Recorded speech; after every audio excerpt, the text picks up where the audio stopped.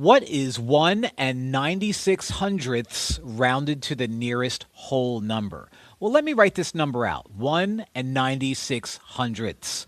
The nearest whole number is the number in the ones place value. So I'm going to circle that 1 right there because it's in the ones place value.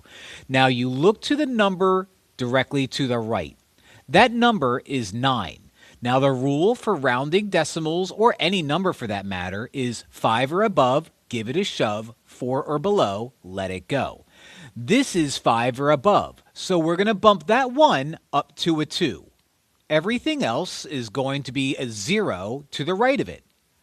Now, if you're looking at 2.00 or 2 and 0 hundredths, you're realizing I don't need any of that. And they only wanted me to round it to the nearest whole number. So my final answer is going to be just 2 because the .00 is not necessary.